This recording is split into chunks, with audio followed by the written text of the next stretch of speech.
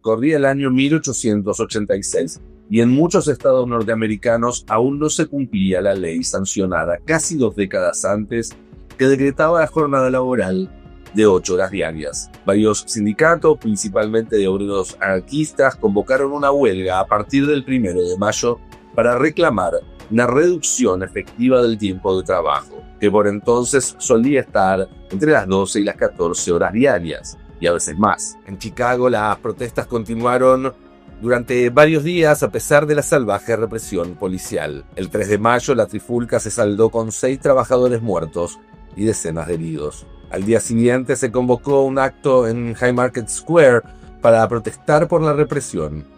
La concentración contaba con la autorización del alcalde, que incluso se hizo presente en la zona por la tarde para comprobar que se trataba de una manifestación pacífica. Sin embargo, pasadas las 9 de la noche, con más de 20.000 personas presentes, la policía decidió reprimir.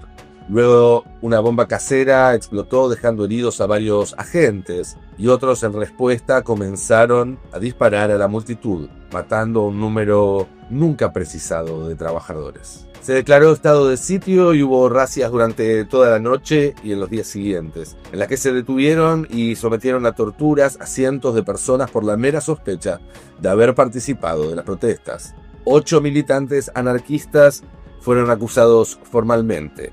El juicio comenzó 1 mes y medio más tarde. No hubo ninguna garantía para ellos. 3 fueron condenados a prisión y 5 a la horca. Se los ejecutó en noviembre de 1887. Los recordamos como los mártires de Chicago porque todos los 1 de mayo celebramos en su memoria el Día del Trabajador. Esa es una tradición que se instauró apenas 1 año y medio después de la ejecución, en julio de 1889, durante el Congreso Inaugural de la Segunda Internacional, celebrado en París. Allí se decidió homenajear los 1 de mayo a los mártires de Chicago como un recordatorio de su lucha. Las organizaciones anarquistas no formaron parte de ese encuentro. De hecho, fue la ruptura entre anarquistas y socialistas la que había puesto fin a la Primera Internacional de Trabajadores. Sin embargo, la fecha reconocía el aporte de esos militantes a las luchas obreras. La idea de conmemorar un Día del Trabajador, además, no era meramente ornamental, sino que tenía un objetivo político muy específico: ofrecer un punto de encuentro para la unificación de las luchas de trabajadores en distintas partes del mundo.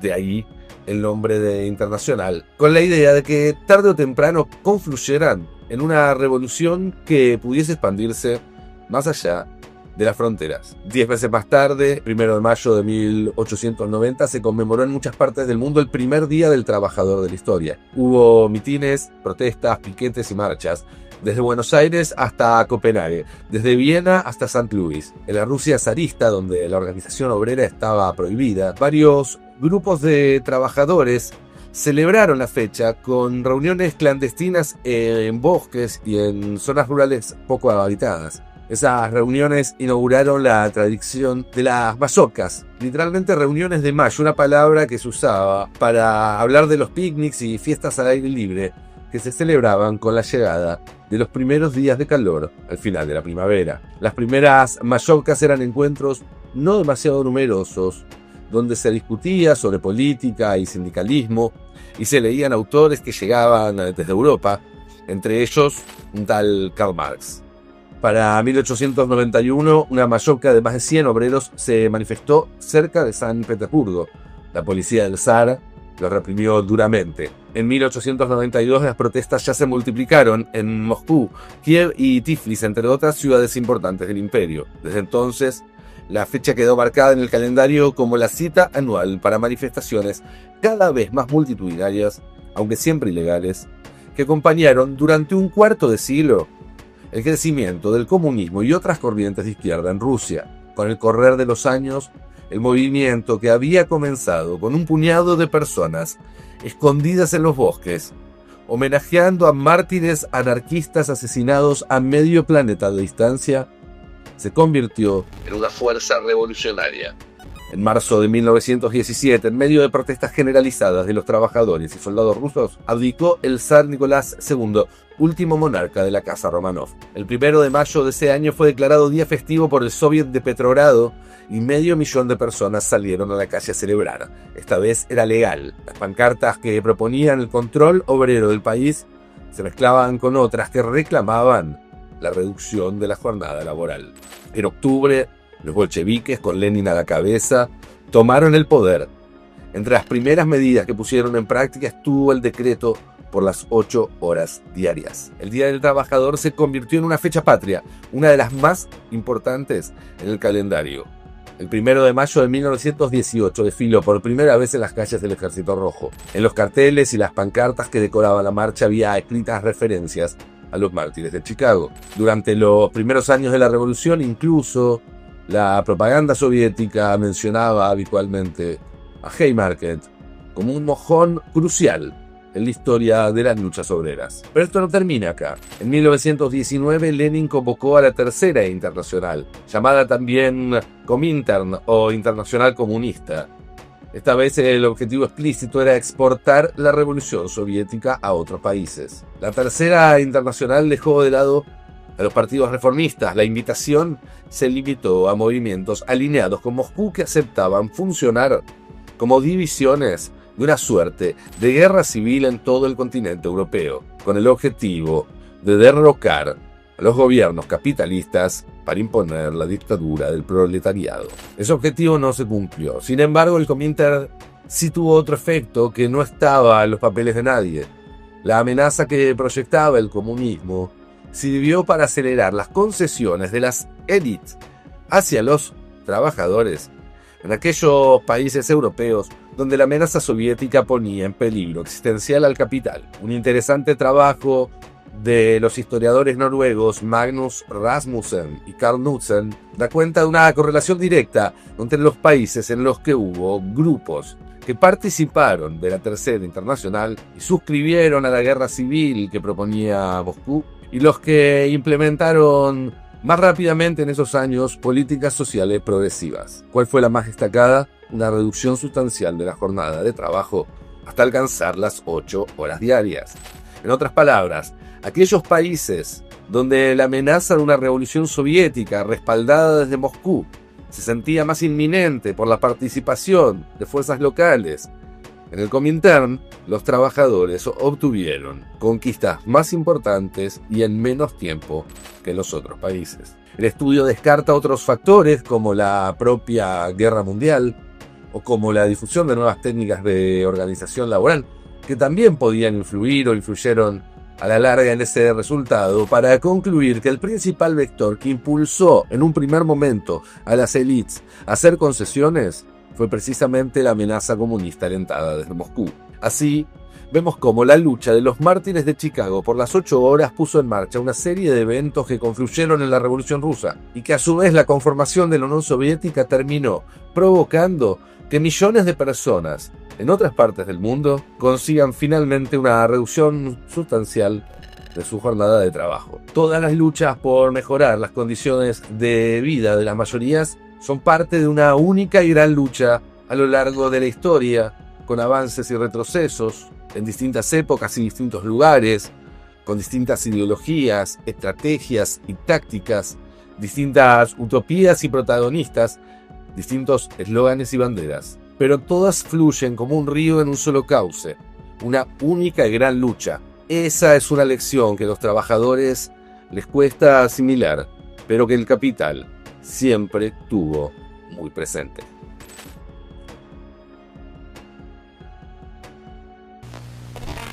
Sería incorrecto decir que antes de la revolución industrial y las luchas obreras las personas nunca habían gozado de tiempo libre.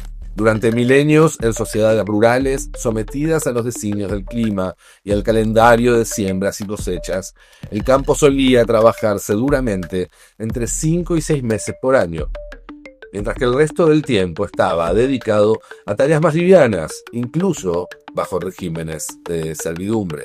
El descanso semanal, además, es una prescripción religiosa con profundas implicancias sociales que tiene miles de años de antigüedad.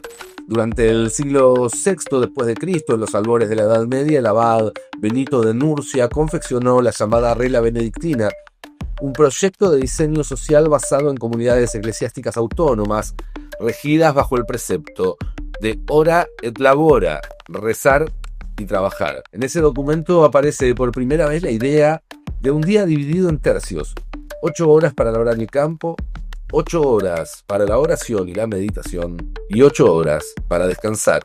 En las ciudades medievales, los gremios de artesanos y de comerciantes se encargaban de controlar la carga horaria para regular de esa forma la competencia y el valor del trabajo. Las labores manuales, por otra parte, diferenciaban las habilidades y talentos de cada uno, y aquellos que podían hacer su tarea más rápido o con mejores resultados podían alcanzar, dentro de márgenes más bien estrechos, mejores condiciones de vida. Todo cambió con las máquinas y el surgimiento de la industria. La revolución industrial rompió los lazos sociales y las instituciones que habían regulado el trabajo durante siglos. El capital, sin el contrapeso de un Estado democrático, resultó ser un amo aún más implacable que la aristocracia nobiliaria que había venido a reemplazar. Bajo su régimen, cada obrero pasó a ser una pieza anónima y reemplazable en una maquinaria. Los talentos y habilidades ya no contaban. El humano era solo un insumo más al que se le pagaba lo mínimo necesario y se lo explotaba tanto como se pudiera hasta que dejaba de servir. La explotación infantil se volvió incluso parte cotidiana del paisaje.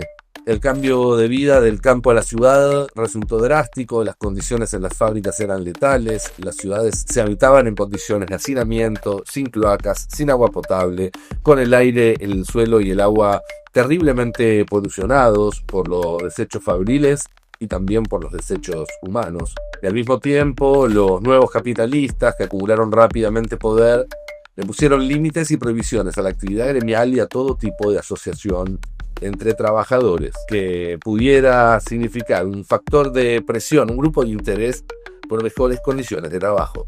Ese activismo no va a desaparecer, sino que volverá algunas décadas más tarde, en la segunda mitad del siglo XIX, ya con la forma de la lucha obrera organizada alrededor de ideas modernas como el anarquismo y el socialismo, que no se contentaban con reclamar por mejores condiciones de trabajo, sino que pretendían discutir el reparto de poder y las reglas de juego. La causa más convocante de aquellas luchas, la bandera que ondeaba más alto, la que enarbolaban los mártires de Chicago y los revolucionarios rusos, la que al triunfar sentaría las bases para la creación de la clase media moderna, secularizaba la herencia de la tradición benedictina. Pedía 8 horas para trabajar, 8 para descansar y 8 horas para el ocio. A partir de allí, tal como señala el economista francés Thomas Piketty, todas las sociedades desarrolladas, a medida que se enriquecían, eligieron trabajar menos horas con el objetivo de disponer más tiempo libre. La expresión tiempo libre en sí misma es engañosa, porque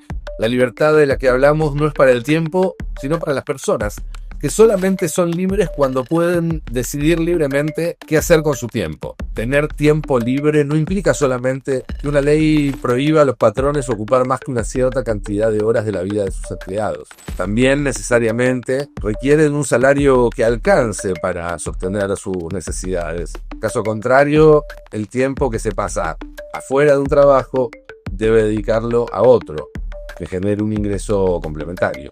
Ser libre necesariamente implica haber cumplido con todas las obligaciones y satisfecho todas tus necesidades básicas, y aún así disponer de tiempo y recursos para ejercer, dentro de márgenes razonables, esa libertad. Sos libre solo cuando sos dueño de tu propio tiempo, al menos por algunas horas al día, 1 o 2 días por semana y un par de semanas al año, porque no tuviste que vendérselo a nadie más. La conquista de la reducción de la jornada laboral y de salarios por encima de la vara de subsistencia en el mundo posterior a la Primera Guerra Mundial permitió que millones de trabajadores en todo el planeta comenzaran a ser dueños de su propio tiempo. Esto trajo aparejado 2 consecuencias que cambiarían al mundo para siempre y le darían forma al siglo XX. Por un lado, buena parte de ese tiempo libre se dedicó a la consolidación de lazos comunitarios entre los habitantes de los barrios y de las ciudades,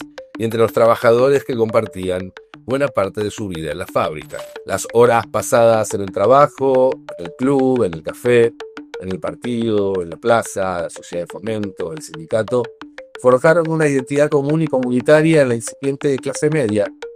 En esos mismos ámbitos se organizó para defender sus intereses. En simultáneo, las masas trabajadoras, ahora con tiempo libre y sueldos que superaban la vara de la mera supervivencia, accedieron por primera vez al consumo de bienes y servicios que antes no existían o que a lo largo de la historia habían sido prerrogativa de muy pocos.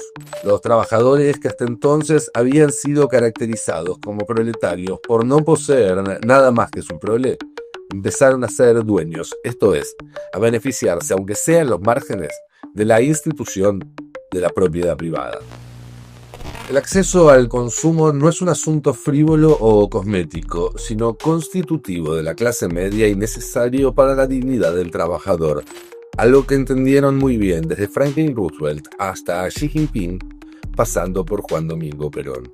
La idea de que la propiedad privada no es un derecho individual absoluto y restringido a una minoría, sino que se trata de un derecho natural y universal, subordinado al bien común, comenzó a tomar fuerza a fines del siglo XIX, a partir de que el Papa León XIII publicara en 1891, 5 años después de Haymarket, la encíclica Rerum Novarum acerca de las cosas nuevas, en la que la Iglesia abordó por primera vez la cuestión del trabajo como un asunto político. Alarmado por el crecimiento de las ideas de izquierda entre los trabajadores pobres, donde se encontraba la mayor parte de la feligresía católica, pero también por el desafío que implicaba para el culto la difusión de las premisas liberales impulsadas por la nueva burguesía dominante, el documento cuestiona simultáneamente al socialismo colectivista y al capitalismo individualista.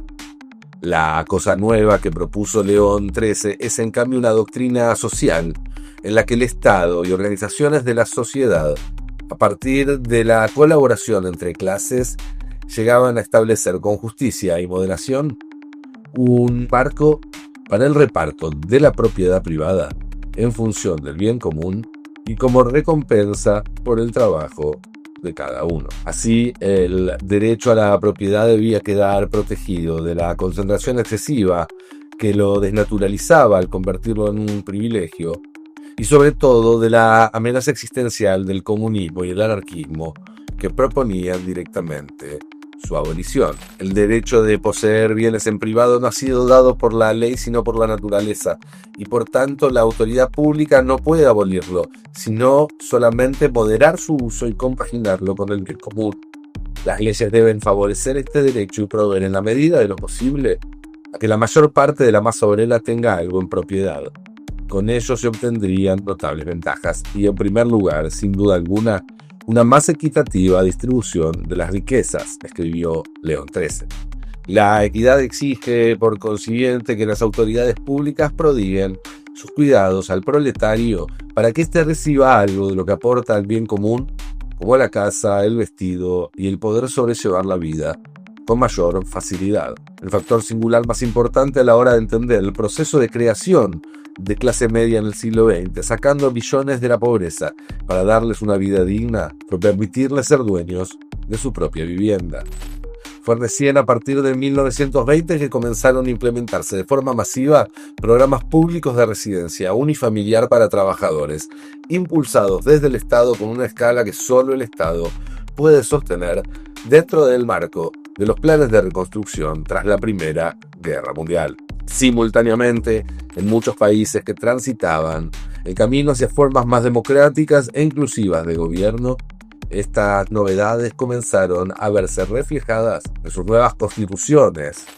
La propiedad como derecho con función social aparece nombrada en las Cartas Magnas de México en 1917, en la República de Weimar en 1919, en Brasil en 1946, en Italia en 1947, entre otras. En Estados Unidos esa tendencia se profundizó a partir del New Deal y la Ley Nacional de Vivienda de Roosevelt en 1934 y se expandió después del final de la Segunda Guerra Mundial, con fuertes estímulos y subsidios dirigidos a los veteranos y sus familias. La Constitución Argentina de 1949, diseñada en el gobierno de Perón, bajo la premisa de la justicia social, fue una de las más avanzadas del planeta en ese sentido. Arturo Sampay, el cerebro jurídico detrás de esa norma, en uno de sus discursos como convencional constituyente el 8 de marzo de 1949, indicó que la propiedad privada, además de servir para satisfacer las necesidades personales y familiares, debe servir al logro del bien común de los argentinos y ningún derecho individual referido a bienes materiales puede ser ejercido dado preeminencia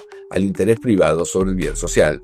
El texto aprobado finalmente dedicaba un artículo completo, el número 38, a dejar asentado un nuevo paradigma. La propiedad privada tiene una función social y en consecuencia estará sometida a las obligaciones que establezca la ley con fines del bien común. Incumbe al Estado fiscalizar la distribución y la utilización del campo e intervenir con el objeto de desarrollar e incrementar su rendimiento, el interés de la comunidad y procurar a cada labriego o familia labriega la posibilidad de convertirse en propietario de la tierra que cultiva. En los artículos que siguen se ratifica y se amplía este contexto. El 39 establece que el capital debe estar al servicio de la economía nacional y tener como principal objeto el bienestar social, mientras que el artículo 40 dice que la organización de la riqueza y su explotación tiene por fin el bienestar del pueblo dentro de un orden económico conforme a los principios de la justicia social. Esa constitución estuvo vigente apenas 7 años antes de ser derogada por una proclama militar firmada por el presidente de facto Pedro Eugenio Aramburu. Para llegar a derogar una constitución por decreto, las Fuerzas Armadas antes habían bombardeado Buenos Aires, matando a más de 300 civiles, y luego derrocaron a Perón. Lo obligaron a exiliarse, proscribieron su partido y prohibieron decir su nombre durante 18 años. Es un ejemplo de hasta dónde están siempre dispuestas a llegar las élites para conservar en pocas manos el privilegio de la propiedad privada. La historia no es lineal y más allá de las idas y vueltas que pudo haber en cada país, hubo un cambio en marcha. Con el correr de los años, más trabajadores accedieron a la propiedad y particularmente a la propiedad de su vivienda que nunca antes en la historia. Como dice Piketty, el desarrollo de una verdadera clase media patrimonial constituye la principal transformación estructural de la distribución de la riqueza en los países desarrollados en el siglo XX. En su formidable ensayo El capital en el siglo XXI, el francés describe detalladamente ese proceso, pero también advierte sobre la fragilidad estructural de esta nueva clase media. De acuerdo a sus datos, para el año 1900, en los países desarrollados de Europa, el 10% de los más ricos poseía casi la totalidad del patrimonio, con una participación del 90% en la riqueza nacional. Como consecuencia, no existía una clase media en el sentido preciso de que el 40% del medio era casi tan pobre en patrimonio como el 50% de los más pobres. La riqueza estaba distribuida entre unos pocos que se repartían casi toda la torta y una enorme mayoría destinada apenas a la subsistencia. 80 años más tarde, justo antes del comienzo de las reformas neoliberales, la clase media alcanzó su punto máximo, llegando a controlar entre el 35 y el 38% de la riqueza total. Este fenómeno refleja el auge de la clase media patrimonial, impulsado por el acceso masivo a la propiedad inmobiliaria, el crecimiento salarial sostenido y los sistemas de pensiones. La novedad modificó profundamente el paisaje social y la estructura política de la sociedad, contribuyendo a redefinir los términos del conflicto distributivo, escribió Piketty. Pero pese a haber sido una transformación inmensa, su alcance fue modesto. La distribución cambió, pero la mayor parte de la riqueza y por tanto del poder nunca dejó de estar en pocas manos. Tal como advierte el francés en el fondo, la clase media no obtuvo nunca nada más que algunas migajas, apenas más de un tercio de la riqueza en Europa, un cuarto en los Estados Unidos. La clase media reúne a una población 4 veces más numerosa que el decil superior y sin embargo, la masa de riquezas que alcanzó a poseer era entre 2 y 3 veces más chica que las que quedaron en manos de la élite. El nuevo paisaje social y político que había dado a luz el siglo XX nació con el vicio inherente de la fragilidad, en un delicado equilibrio de poder que no podía sostenerse en el largo plazo si no se completaba el proceso de desempoderamiento político y económico de las élites encumbradas sobre inmensas fortunas. El riesgo de volver a perderlo todo siempre estaría presente. Además del tiempo libre y del acceso a algunos beneficios de la propiedad privada, la clase media del siglo XX tomó su forma de otras dos conquistas que ayudan a definir su excepcionalidad. Se trata de atributos más difusos y difíciles de medir, por lo que es fácil pasarlos por alto, pero sin ellos la explicación estaría incompleta. Por un lado, el futuro. Durante milenios, el futuro de las personas en su primer día de vida solo constaba de una certeza: la muerte a la vuelta de la esquina, y para quienes lograran sortearla durante el tiempo suficiente, un declive rápido e impiedoso. Mientras tanto, trabajarían toda su vida haciendo lo mismo, probablemente por la misma paga insuficiente, y sin que su esfuerzo diario diera otro fruto más que el aplazamiento, por otras 24 horas, de la fatalidad. Si una enfermedad o un accidente o una guerra o el clima les quitaban la posibilidad de trabajar, vivirían tanto como lo permitieran la caridad o el cuidado de otros con las mismas carencias. Eso fue así, generación tras generación, siglo tras siglo. Todo cambió en pocas décadas entre finales del siglo XIX y principios del XX, con la implementación de sistemas de previsión con cobertura universal y la posibilidad del ascenso social, tanto a lo largo de la carrera profesional de cada uno, como intergeneracionalmente de padres a hijos. Una vez más, la amenaza que representaba para el poder establecido un incipiente movimiento de trabajadores organizados fue el principal motivo que llevó al canciller alemán Otto von Bismarck a diseñar, en la década de 1880, un sistema de seguridad social de alcance inédito hasta entonces, el primer estado de bienestar. Bismarck fue el principal promotor de las leyes de seguro social. La cobertura por enfermedades se aprobó en 1883, la de accidentes de trabajo un año más tarde y la de invalidez y vejez tuvo que esperar hasta 1889.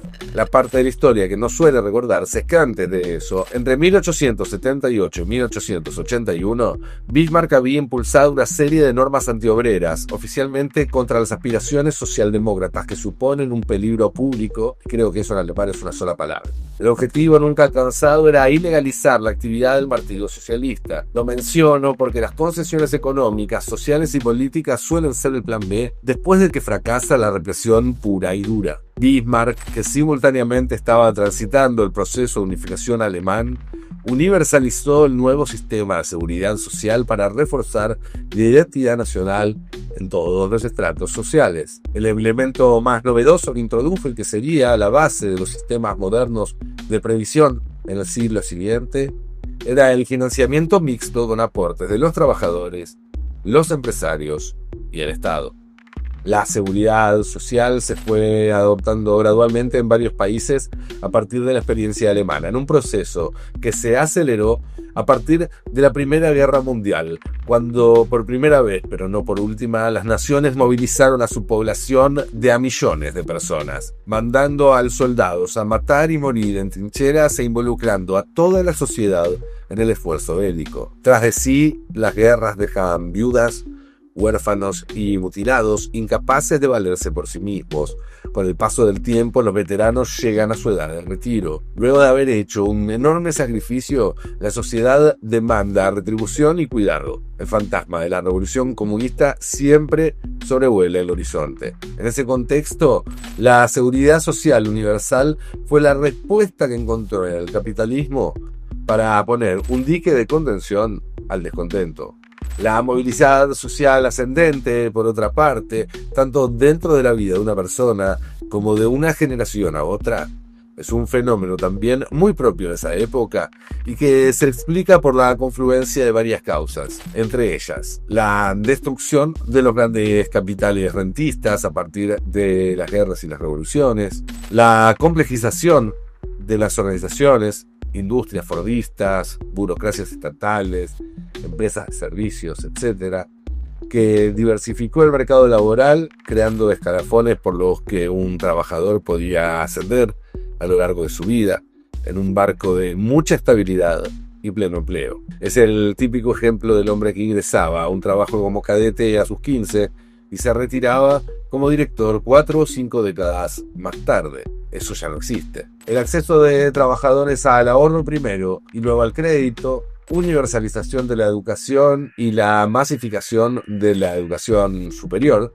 el famoso mi hijo el doctor, a partir de una masiva multiplicación del gasto público en ese área, el aumento de la productividad extraordinario que tuvo lugar durante los 30 años posteriores a la Segunda Guerra Mundial y que estuvo acompañado virtuosamente por un incremento similar en los salarios y en la capacidad de recaudación fiscal. Esa combinación de estabilidad, previsión social y movilidad ascendente hizo que por primera vez en la historia del futuro no fuera una amenaza contra la que uno debía prepararse, sino un momento sobre el que se podía hasta cierto punto planificar y que si todo salía bien, funcionaba como una recompensa por el esfuerzo de toda la vida.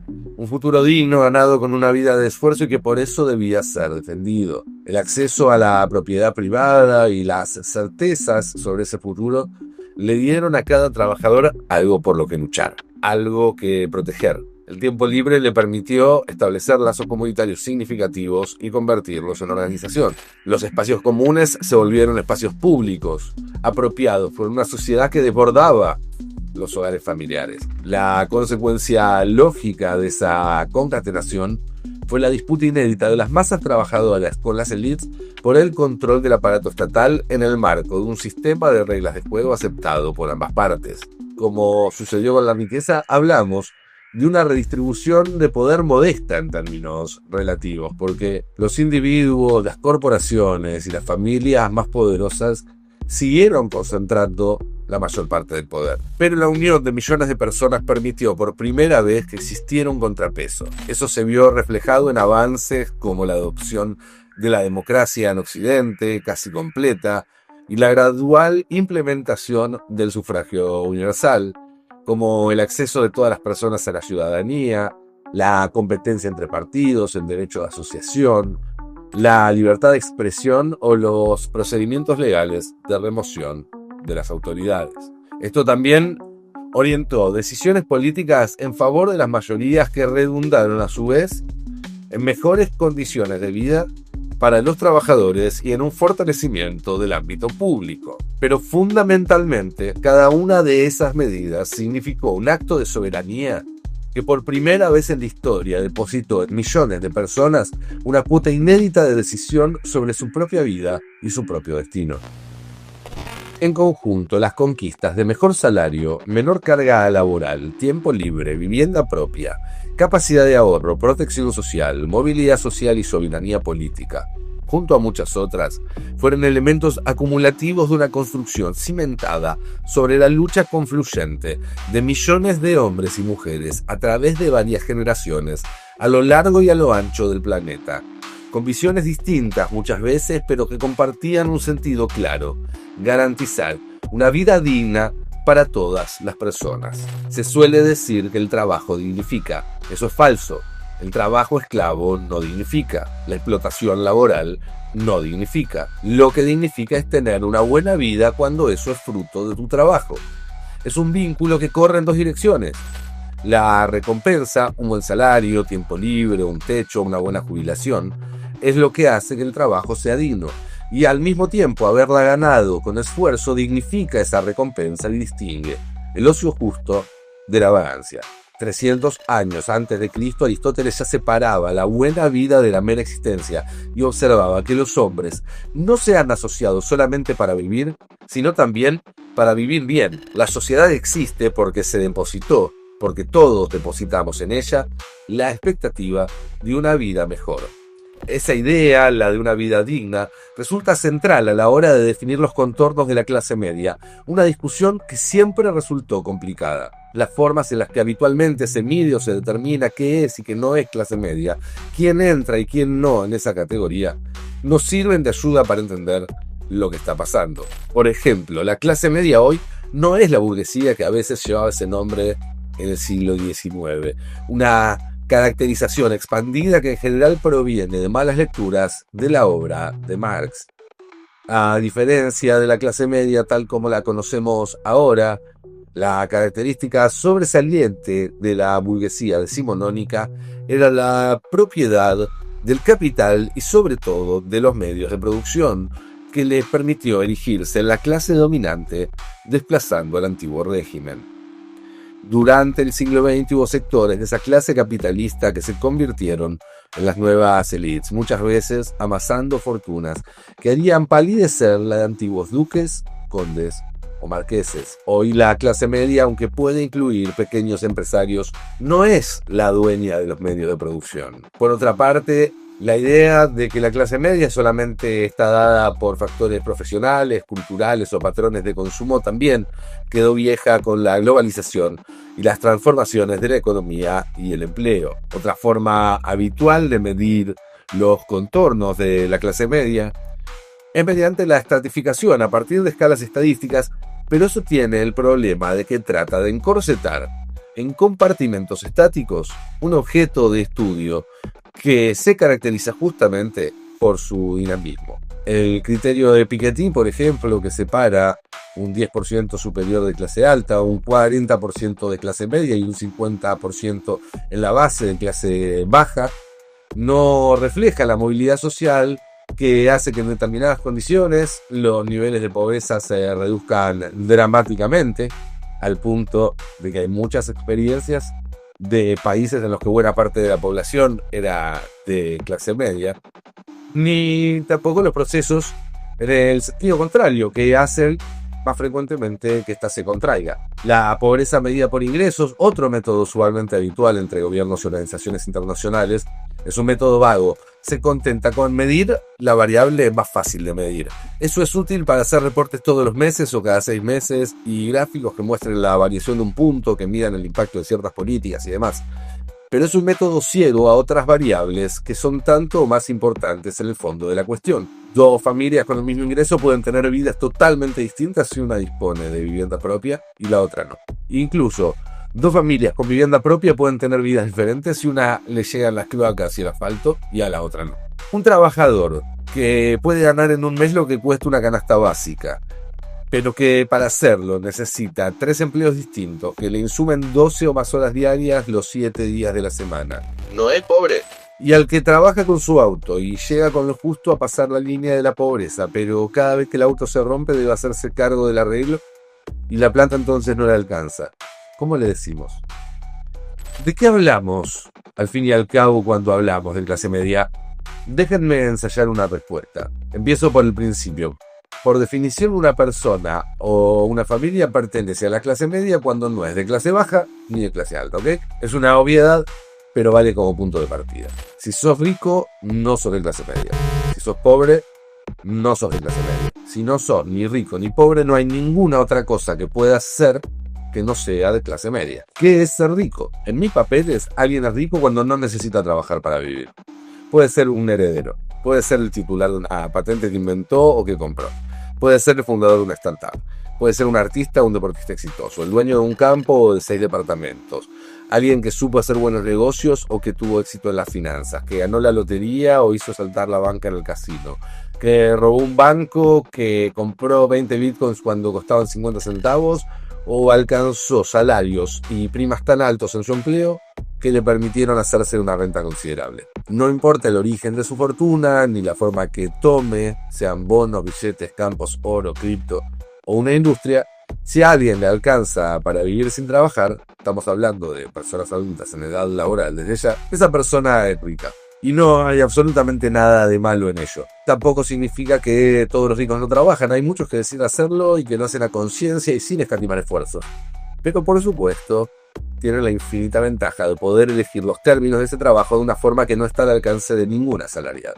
En resumen, cuando el patrimonio y la renta de una persona son suficientes para que trabajar sea opcional, sin duda hablamos de alguien rico o de clase alta. ¿Y cómo definimos la clase baja? ¿Quién es pobre? Para mí, son pobres todos aquellos a quienes el fruto de su esfuerzo no les alcanza para garantizar una vida digna, sino que están condenados a luchar por la mera subsistencia. Esto incluye a trabajadores formales e informales con salarios de pobreza, a personas que no pueden trabajar porque deben hacerse cargo de otras personas o de tareas no rentadas, a cuentapropistas con fuentes de ingresos legales o ilegales pero insuficientes, algunos en situaciones precarias pero estables, otros que afrontan la supervivencia cada mañana sin certezas, personas a quienes la ayuda del Estado no llega o no alcanza y la lógica del mercado ni siquiera registra.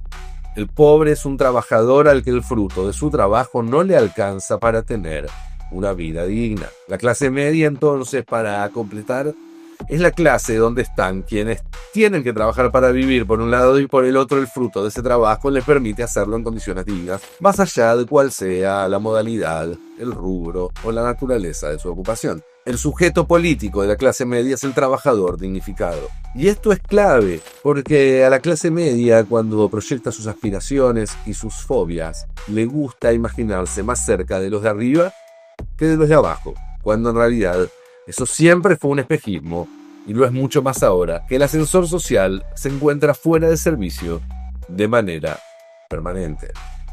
La realidad es otra. Una persona de clase media trabaja y puede sostener una vida digna con el fruto de su trabajo, mientras que alguien de clase baja también trabaja, pero el fruto de su trabajo no le alcanza. Y esto no puede ser nunca una diferencia individual. No es un problema de los pobres, que son vagos o estúpidos o de determinada raza o religión o nacionalidad, sino que es un problema de un sistema que está fallando a la hora de proporcionarle las condiciones que les permitirían tener una vida digna a cambio de su trabajo, que es lo que corresponde de acuerdo al contrato social. Y lo único que separa a una persona de clase baja y una de clase media es el rol que les toca en el organigrama y cómo se reparten los recursos en ese sistema. Nada de eso depende de su voluntad. Digo más, en condiciones adecuadas millones de personas han pasado de ser pobre a ser clase media en relativamente poco tiempo. Más a menudo sucedió al revés. Obviamente en ningún caso cambiaron ellos en su naturaleza todos juntos. Simplemente lo que cambiaron fueron las condiciones de su vida. Cualquier persona de clase media en cualquier momento de su vida está mucho más cerca de hundirse en la pobreza, casi siempre por razones que no controla y decisiones que nadie le consultó, que de acceder al nicho de los que no necesitan trabajar para vivir. Hoy que esa realidad resbalosa es más evidente que nunca, el neoliberalismo redobla los esfuerzos para convencer a muchísima gente de que la culpa de no poder subir o estar cayendo por la escala social es suya y no de un sistema diseñado para canalizar riqueza sin límite desde abajo hacia arriba. Que si no le va bien es culpa suya porque no se esforzó lo suficiente, que está solo, que los pobres son pobres porque quieren, porque son vagos. Es mentira. Hay vagos en todas las clases sociales. La palabra meritocracia la inventó el escritor inglés Michael Young, que le puso ese título a su novela de 1958 y lo hizo de manera irónica. El libro es una distopía que transcurre en una sociedad profundamente desigual, donde eso es tolerado porque se justifican dudosos exámenes y puntajes manipulados desde la élite para sostener sus privilegios.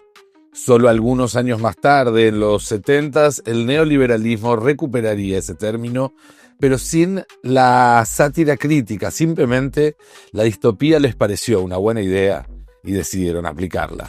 El componente meritocrático permea fácilmente, incluso en la propia subjetividad de cada uno, porque ha sido un mecanismo central a la hora de construir un sentido en el que las enormes desigualdades que produce el sistema resulten tolerables dentro de un marco democrático. La desigualdad que vivimos solo puede soportarse si hay un consenso de que los más ricos hicieron algo por adquirir ese estatus y por lo tanto los que no son ricos no hicieron lo suficiente.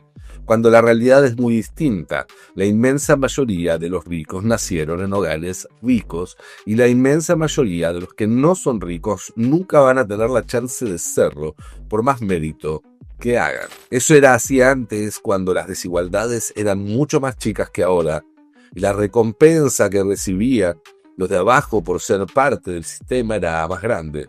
Lo sigue siendo ahora, justamente para maquillar que eso ya no existe. porque sin la ficción de la meritocracia se hacería insostenible la ecuación democrática en una sociedad con niveles de desigualdad tan altos. En otras palabras, cuando caiga la máscara de la meritocracia, la democracia y estos niveles de desigualdad resultarán incompatibles. Y habrá que elegir entonces entre una y lo otro. Elegir en estas condiciones es una licencia poética desde ya. Cuando caiga la máscara, también es una licencia poética. La máscara ya se está cayendo por su propio peso. Hoy, en prácticamente cualquier país que contaba con una clase media robusta hace medio siglo, el hilo de plata que une esfuerzo y retribución está roto. Así, la movilidad social ascendente, que era el fruto previsible del esfuerzo sostenido durante una vida, es reemplazada por un errático cohete al espacio, pegarla, tener un golpe de suerte.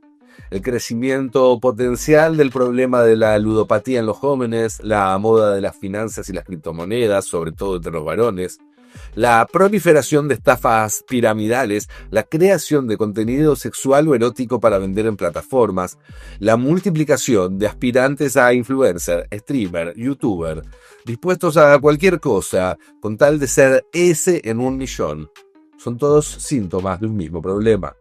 Para las nuevas generaciones, trabajar no es el camino hacia una vida digna, ni estrictamente hablando, hacia nada.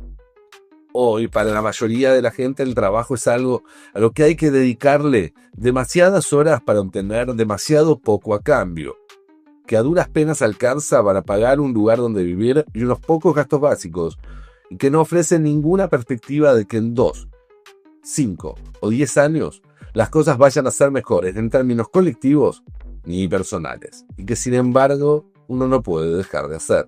Sobre esa base se construye el precariado, una clase de cuentapropistas por obligación, rechazados por un sistema de trabajo formal en decadencia, sobre quienes pesa la responsabilidad de encontrar su lugar en el mercado sin lazos sociales que puedan recoger a los que se van quedando en la banquina. Es la ley de la selva, cada cual debe gestionar su propia supervivencia.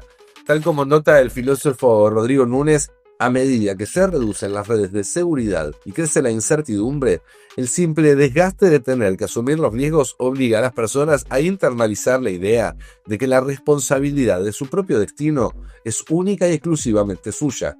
Esta gramática individualista vacía la noción de que habría un espacio social más allá de la esfera privada inmediata. Es la lógica thatcheriana de que no hay sociedades sino solamente individuos, que además de privar a las personas del lenguaje necesario para abordar las injusticias estructurales, las lleva a interpretar cualquier cambio positivo en su entorno económico como un logro individual y a ver las agendas estructurales como intentos de abogar por algún tipo de trato diferenciado.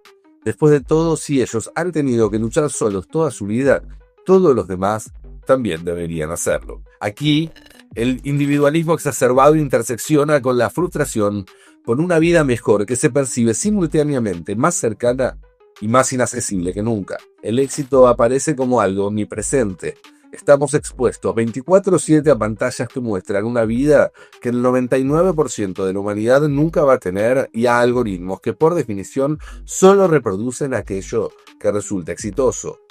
Las plataformas funcionan con la lógica de una lotería en la que todos pueden ser el próximo ganador, lo que aumenta las expectativas de pegarla. Para peor, algo cambió en la cultura popular en los últimos años. Cuando yo era chico, las estrellas eran algo lejano, inaccesible. Actores de Hollywood, unos pocos deportistas que vivían en otro país, supermodelos. Más allá de los sueños infantiles recurrentes, el estrellato no parecía una posibilidad real para la gente común. Hoy, la figura en el póster de un pibe muchas veces es un músico o un futbolista o simplemente alguien que la pegó en sus redes sociales, salido de un barrio como el suyo, quizás del mismo barrio, de una casa muy parecida, que ahora anda en Lamborghinis y toma el mejor champán después de llenar estadios. Los algoritmos y las pantallas construyeron una especie de cotidianidad extraña y vacía alrededor del éxito que no es muy distinta a la que construyeron alrededor del sexo, también con profundos efectos políticos. La combinación de todos estos factores y la pérdida en general de la dignidad de las personas a causa de la rápida precarización de sus vidas provoca sentimientos de humillación y frustración que resuenan muy bien con el discurso del fascismo neoliberal, que sirve de puente entre los que pierden derechos y quienes protegen sus privilegios. Es una alianza que nace de un trauma. Nunes hace foco en un hilo que une los dos significados de la palabra negación. Por una parte está la negación inconsciente de los que necesitan aislarse de la realidad para sobrellevar un trauma. La negación en términos psicológicos. Del otro, la negación consciente de los negacionistas, quienes niegan a sabiendas la ciencia, la historia y hasta los hechos evidentes para sacar provecho de ello. Esa es la negación en términos políticos. El estado que definimos como estar en negación, un intento inconsciente de protegerse de una experiencia o pensamiento traumático, negándose a reconocer su realidad, genera una demanda de mercancía que los negadores conscientes proveen. La existencia de una expansión de la oferta debe, por tanto, hacer sospechar de un crecimiento importante de la demanda. Entonces, se pregunta Nunes, si la realidad de nuestras condiciones de existencia se está volviendo cada vez más traumática, ¿no sería de esperarse que es una fuga cada vez más intensa de estas condiciones hacia lo imaginario? Es aquí donde el fascismo neoliberal entra en estrecho contacto con otras vías de escape de esta realidad traumática, como el terraplanismo, el movimiento antivacunas, el antisemitismo esotérico, la teoría del gran reemplazo, QAnon y otras tantas usinas de pensamiento conspirativo. La extrema derecha dialoga con ese terror atmosférico, reconociendo que estamos ante un abismo, al mismo tiempo que fabula un abismo imaginario menos traumático que el realmente existente, dado que sus causas y soluciones son, aunque dolorosas, comparativamente simples. La racionalidad perversa de creer narrativas irracionales como las conspiraciones antivacunas o las diatribas antiglobalistas es que éstas no dejan de reconocer cuán grave es el estado general de las cosas, pero lo hacen ofreciendo el consuelo de fantasías que prometen soluciones relativamente simples, apunta Nunes. Martin Gurri, en su ensayo La rebelión del público, habla de una sociedad de la desconfianza, donde se rompió el vínculo de sometimiento a cualquier forma de autoridad simbólica, la ciencia, la democracia o los medios de comunicación, por nombrar 3 ejemplos. En una época de incertidumbre, el paisaje está repleto de fraudes y estafadores que venden fórmulas positivas para la felicidad, el amor, el sexo, la buena salud y también un mejor gobierno. Dice Gurri antes de dejar una advertencia: la falta de certeza no es ignorancia, es una astilla de duda que supura en todo lo que sabemos, una desilusión radical con las instituciones de la verdad establecida. Y si esta duda existencial que parece invadirlo todo no fuera un acto irracional, sino la consecuencia lógica del mundo en el que vivimos, el fascismo neoliberal navega por aguas inexploradas y en esas aguas encuentra monstruos. Nos vamos al año 1944. 2 filósofos judíos alemanes que escaparon de la persecución nazi, Theodor Adorno y Max Horkheimer, se enfrentan a una pregunta que los atormenta. ¿Cómo es posible que la Ilustración, el proyecto que venía a emancipar a la humanidad a través de la razón, haya desembocado en el horror del Holocausto? La respuesta, publicada bajo el nombre de Dialéctica de la Ilustración, sostiene que el horror nazi no fue el simple fracaso de la razón, sino la culminación de un proceso destructivo inherente a la propia lógica de la Ilustración, una forma terrible de triunfo. Su argumento gira en torno a la idea de razón instrumental, una racionalidad, es decir, una forma de ver y pensar el mundo que en su afán de dominio sobre la naturaleza y luego por extensión sobre los seres humanos, prioriza la eficiencia, el cálculo y el control por sobre la justicia, la verdad o incluso la vida. Esta razón, despojada de cualquier fin emancipatorio, convirtió a la sociedad en una maquinaria en la que cada persona es apenas una pieza que puede ser sacrificada en el altar de la productividad.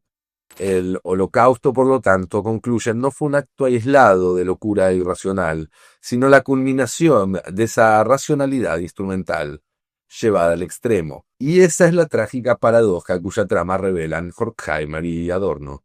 La Ilustración, en su intento por liberar a la humanidad del mito que la apresaba, terminó por convertir a la razón en su nuevo mito que justificó el sometimiento de la humanidad a nuevas formas de opresión más terribles que las que la propia Ilustración se había propuesto erradicar. Esa dialéctica inspiró al italiano Bifo Berardi, que ya bien entrado el siglo XXI observó la rápida expansión de un nuevo tipo de racionalidad opresiva, ligada a la omnipresencia del capitalismo tras la caída del muro. Para Berardi, la razón se convirtió en la ejecutora de la fatalidad del capitalismo, por lo que la gente acabó divorciándose de la razón. En 2009, el escritor, docente y crítico inglés Mark Fisher publicó uno de los ensayos más influyentes de este siglo, Realismo capitalista, a partir de lo que define como la idea muy difundida de que el capitalismo no solo es el único sistema económico viable, sino que es imposible incluso imaginarle una alternativa. La opresión es total. Ya no solamente alcanza al mundo que habitamos, sino que está instalada en nuestro cerebro. El libro básicamente propone que la máxima thatcheriana de no hay alternativa se volvió una profecía autocumplida brutalmente, porque tras la caída del muro de Berlín, el capitalismo pasó a ocupar sin fisuras el horizonte de lo pensable.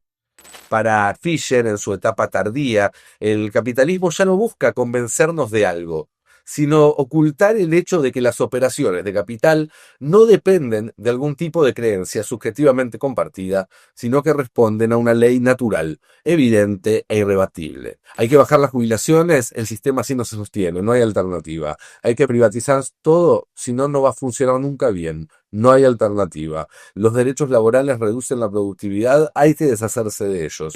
No hay alternativa.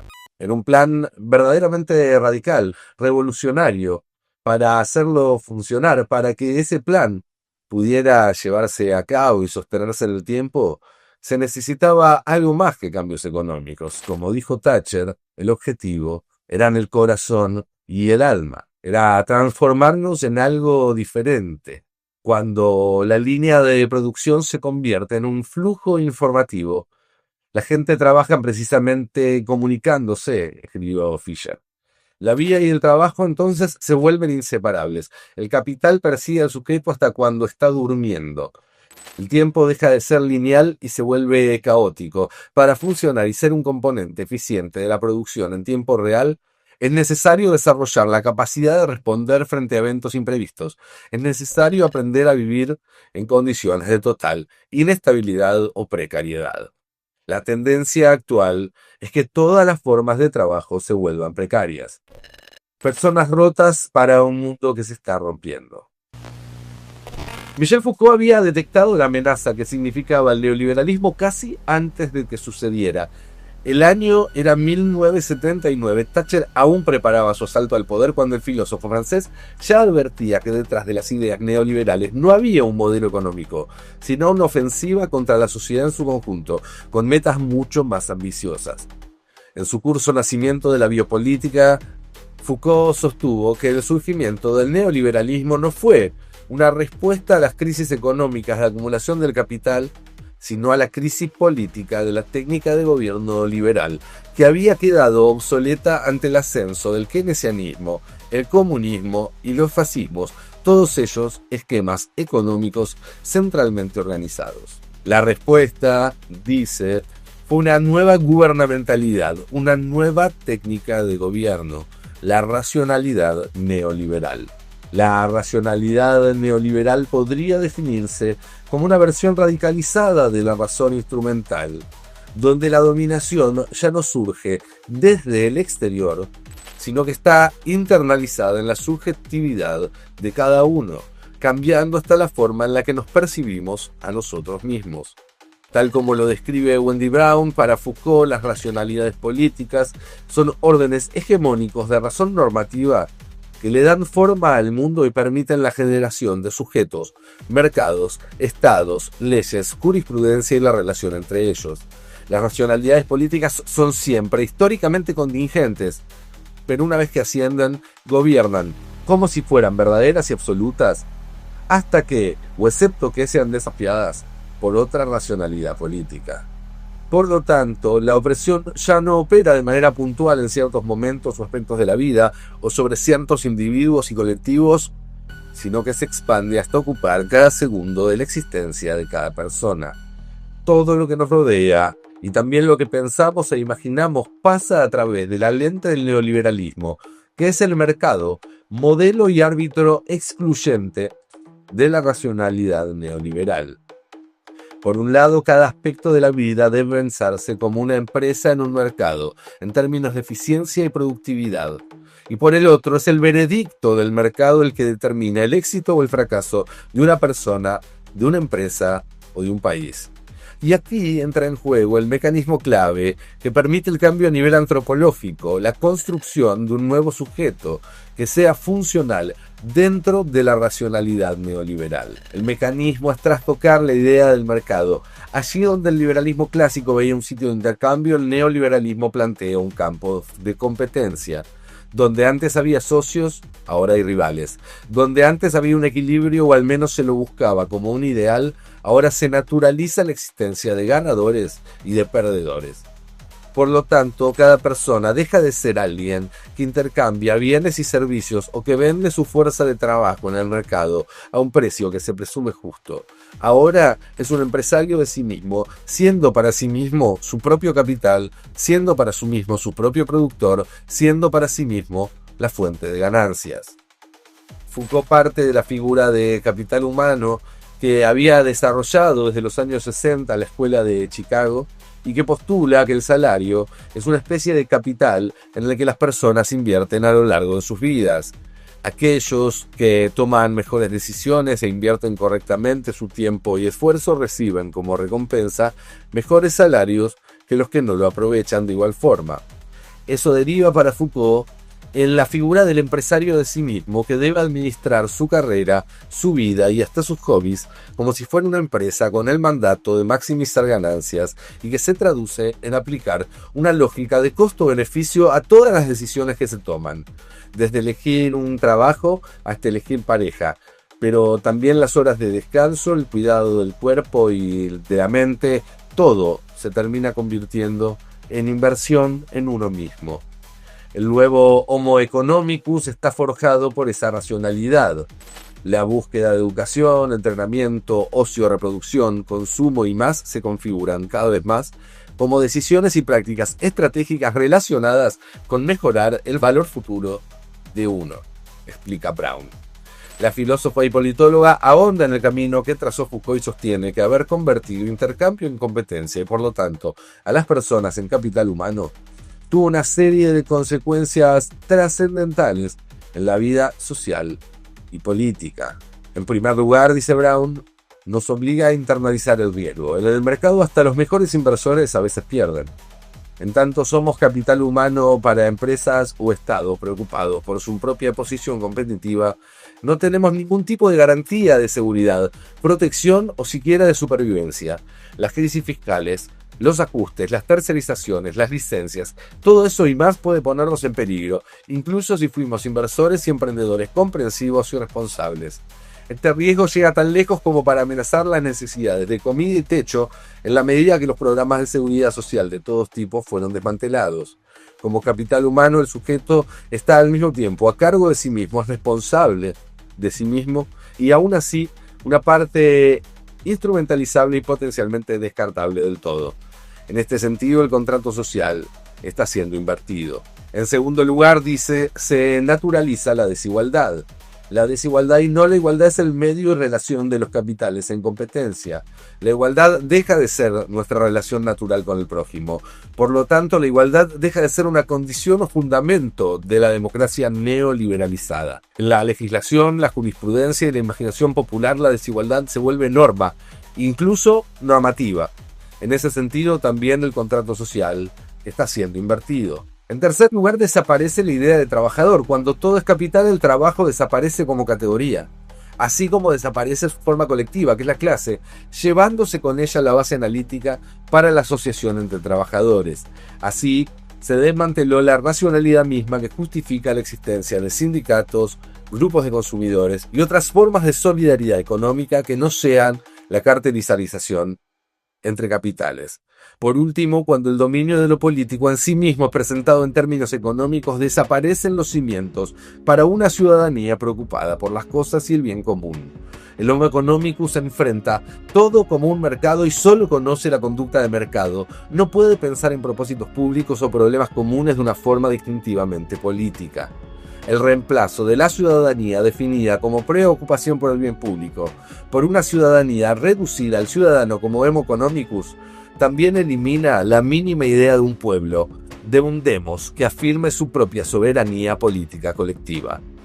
Y sin demos no puede haber democracia.